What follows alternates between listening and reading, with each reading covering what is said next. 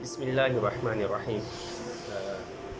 نن تاسو ته یو ډېر ښایسته عمل ښیم چې ډېر زیات اسان ده او ډېر کم ټایم پې لګېږي. عمل کې ډېر زیات طاقت یعنې ډېر زیات قوي عمل ده.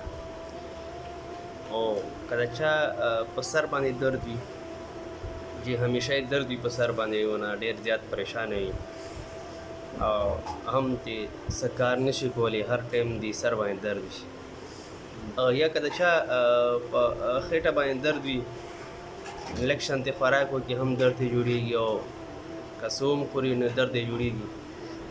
هغې دپاره نن اسانه شانتې یو وظیفه ده چې که موږ او تاسو وکړو نو الله رب العزت موږ تاسو ته په دې کې شفا هم درکوي او د کوم تکلیف ده هم ختموي.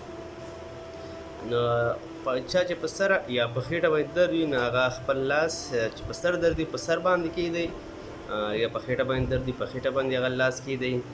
نو 3 ځلې د درود پاک ووایي چې هر یو درود دې ته آسان وي نو هغه دې 3 ځلې ووایي ټیک شو.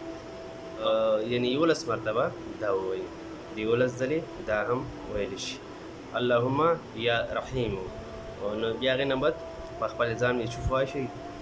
الله رب العزت نه امید دی چې د دې دا سر یعنې د خېټې درد به